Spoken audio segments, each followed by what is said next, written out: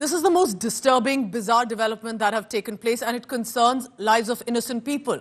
A series of hoax calls, threat calls, bomb calls or messages that are coming to the government, to the airlines, remember earlier to the schools and now hotels as well. In the latest incident, a Vistara flight at the airport received a fresh threat. Over 50 flights, in fact, have received these messages and threats over the past few hours and days. In fact, total of about 300 hoax threat calls have already come in the past 1 month.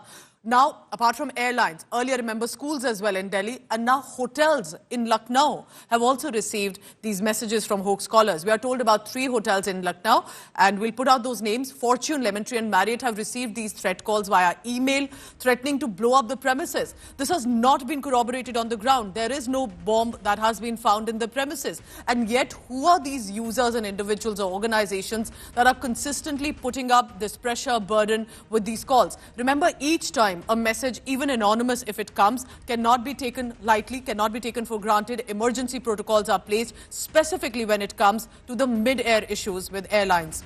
In response, the centre is considering to place the accused who have either been detained, arrested or when it will be confirmed after the probe, will be on a no-fly list.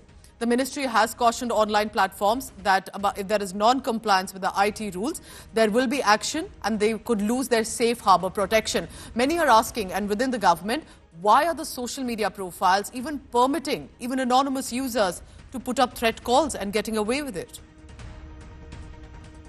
अब सूचना तो अभी आने पता लगा कि जो है कि सिक्योरिटी चेकिंग वेकिंग सब चल रही है जो है, तो इस वजह से डिले हो रहा है। हम लोग 2 घंटे से यहाँ खड़े हैं। तो कहाँ से आ रही थी, कौन से फ्लाइट? बेंगलोर से आ रही थी, अयोध्या जो है आकाशा से। आकाशा से आ रही थी। कितने देर से इंतजार कर रहे हैं आप? हम लोग 1 घंटा हो गया। क्या बताया, कुछ पता चला, बात हुई? अभी देखिए जब बाहर आए तब कुछ पता लगे जो है क्या पोजीशन है। I want to bring in my colleague Arvind Ojha on this, heading our crime bureau, because Arvind has been consistently updating on these threat calls and investigation. Arvind, कभी schools को आता है ऐसा threat call message, कभी airlines को, hotels को भी. ये किस तरह से इसको इन्वेस्टिगेशन एजेंसीज ट्रैक कर रही हैं? क्या ये डेलिब्रेट लग रहा है? क्या कोई टेस्ट कर रहा है वाटर्स? किस तरह से इंडिया रिस्पॉन्ड करता है? किस तरह से इन कॉल्स को देखा जा रहा है?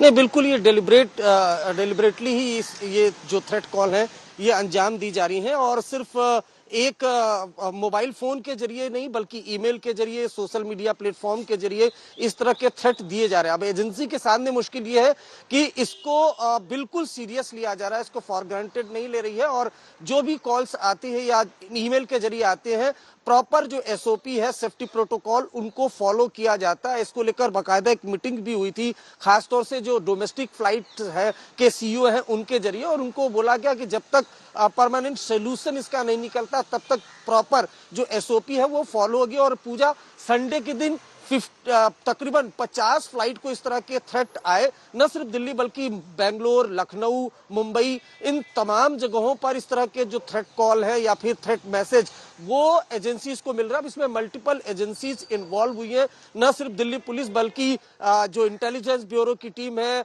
और जो एयरपोर्ट अथॉरिटीज है वो भी इन्वॉल्व हुई है, लेकिन अभी तक इसका कोई परमानेंट सोल्यूशन वो निकल करके नहीं आ रहा। हालांकि गवर्नमेंट की तरफ से जो सोशल मीडिया प्लेटफॉर्म है उनको सख्त हिदायत दी गई है कि इस तरह का कोई अगर थ्रेट आता है और ये देखने में लगता है कि हॉक्स है तो उसको तुरंत डाउन किया जाए। तो इस तरह के तमाम जो सोल्यूशन है वो गवर्नमेंट निकालने की कोशिश कर रही है, लेकिन बावजूद इसके संडे के दिन की बात करें तो 50 से ज्यादा जो थ्रेट मैसेज या फिर कॉल वो एजेंसीज को मिले हैं, और जो भी फ्लाइट में मिलता है उसको बाकायदा उसमें सेफ्टी प्रोटोकॉल को फॉलो किया जाता है, उसके बाद ही फ्लाइट टेक ऑफ करती है। मुश्किल ये हो जाती है कि जब कोई जो फ्लाइट है वो हवा में होती है और उस दौरान अगर जो बॉम्ब के थ्रेट कॉल या मैसेज मिलते हैं तब इमरजेंसी लैंडिंग कराई जाती है। उस वक्त जो एजेंसीज है या फिर जो एयरपोर्ट डिपार्टमेंट है उनको मुश्किलों का सामना करना पड़ रहा है।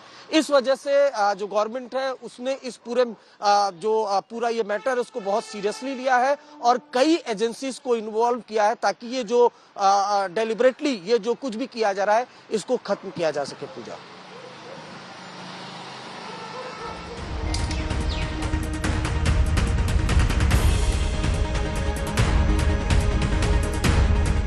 definitely an extremely disturbing situation. Is it just a prank call? Some have been detained, have been taken in custody, but remember that this cannot be taken lightly. Is this a deliberate plan that's happening? So we'll be tracking all the latest on that.